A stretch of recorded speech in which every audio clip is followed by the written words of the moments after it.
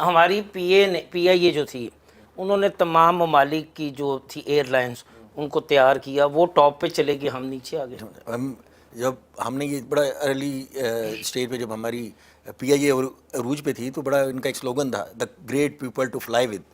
تو ہم تو وہ ایئر لائن تھے.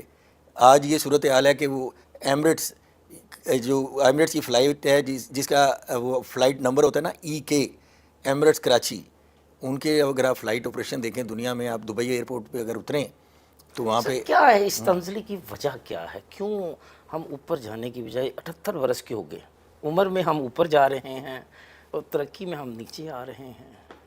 اس ساری بہت ساری وجوہات ہیں. یہی میں آپ کے ذریعے نا اپنے دیکھنے والوں ہر کو بندے کی نا ڈفرینٹ حقیقت سے روشناس کروانا چاہ رہا ہوں. ہر بندے کی نا ڈفرینٹ پرسیپشن ہوتی ہے.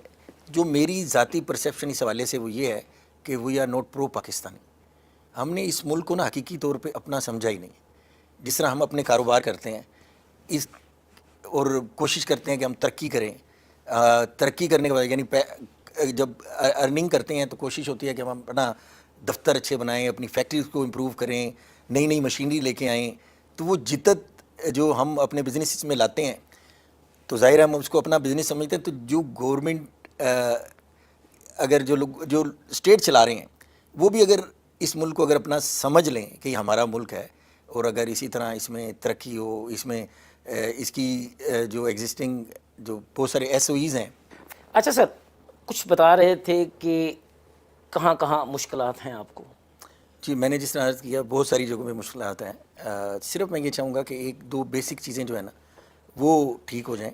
ایک تو یہ جو ہمارا کاسٹ آف ڈوئنگ بزنس ہم ٹھیک کر لیں، اور ہمارا جو ایز آف ڈوئنگ بزنس کے پیرامیٹر ہیں ان کو ٹھیک کر لیں. انڈسٹریلسٹ کو سہولیات دیں، ون ونڈو آپریشن دیں، ایک ماحول کریٹ کریں. اور سب سے بڑی بات یہ ہے کہ کسی بھی ملک کی جو ترقی کا راز ہوتا ہے نا وہ SME کی پروموشن ہے. جو اسمال اینڈ میڈیم انٹرپرینورز ہیں وہ اگر چھوٹے لیول سے پھر جب اوپر آتے ہیں تو پورے یعنی ملک میں انڈسٹری گرو کرتی ہے، وہ ماحول بنتا ہے پھر انڈسٹری کا. تو اس حوالے سے میری کوشش ہوگی کہ میں گورنمنٹ کو کہوں ہمارے پورے ملک میں نا کوئی ڈکلیئر انڈسٹریل زون SMEs کے لیے نہیں ہے.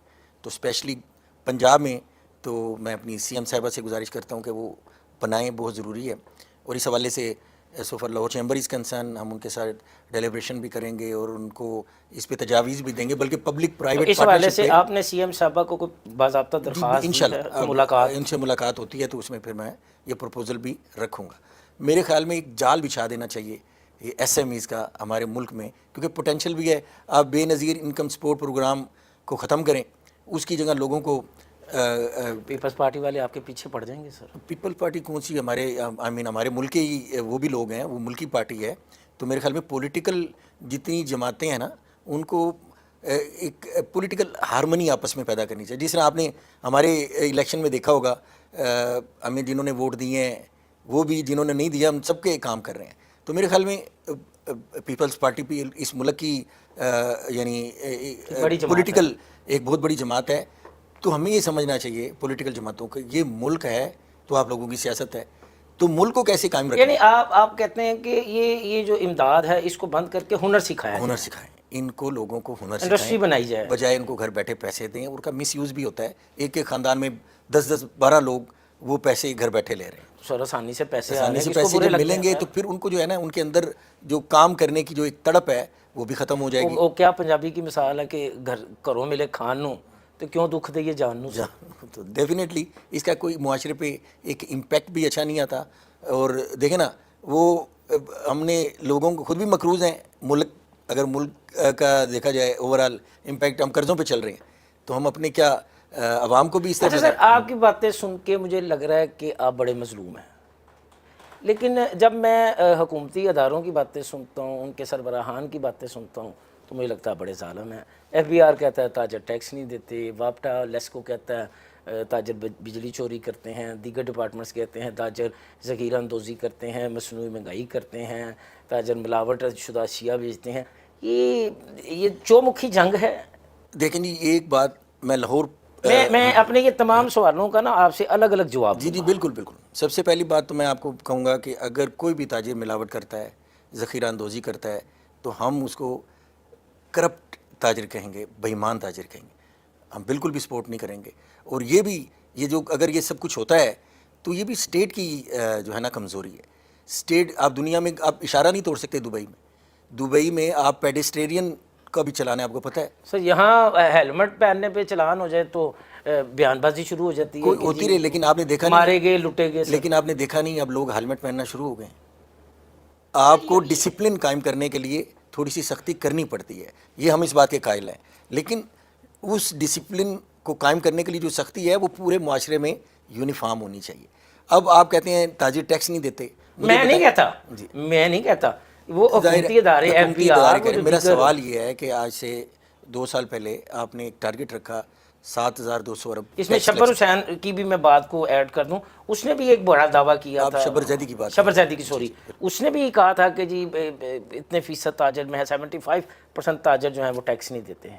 میرا سوال یہ ہے کہ کچھ 2 سال پہلے آپ کا ٹیکس کلیکشن کا جو ٹارگٹ تھا وہ 7,200 ارب تھا, پھر آپ نے اس کو کر دیا 9,200 ارب. وہ ٹارگٹ آپ کا پورا ہوا. لاسٹ ایئر تھا 11,000 کچھ ارب, اب آپ نے کر دیا 14,000 ارب. لاسٹ ایئر بھی آپ تھوڑا سا ڈیفیسٹ ٹیکس کلیکشن آپ کی ہو گئی. تو یہ ٹیکس لیا آپ نے کس سے؟ ظاہر ہے اس میں بزنس مین بھی شامل ہیں. ٹیکس کلیکشن جو ہے نا وہ ڈائریکٹلی پروپورشنل ہے ٹیکس ریٹ کے ساتھ. میں اس کی سادہ سی مثال آپ کو یہ دیتا ہوں کہ ایک دکاندار ہے, اگر 100 روپے کی چیز بھیجتا ہے, اس کے 10 کسٹمر ہیں, اگر وہ اس کی ریٹ 10 روپے کر دے گا تو وہ کسٹمروں کی تعداد ہو جائے گی 200. سر اگر وہ کسٹمرز کو انوائس ہی نہیں دے گا تو پھر نہیں, میں ایک مثال دے رہا ہوں. اچھا, یعنی جتنا ریٹ کم کریں گے آپ کی بائنگ پاور بڑھ جاتی ہے.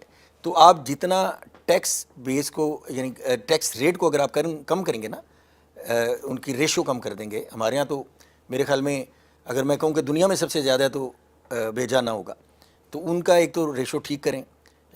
کارپوریٹ سیکٹر کا کتنی ریشو ہونی چاہیے سر؟ یہ 9% ہے یہ دبئی میں, تو کئی ملکوں میں 5% ہے.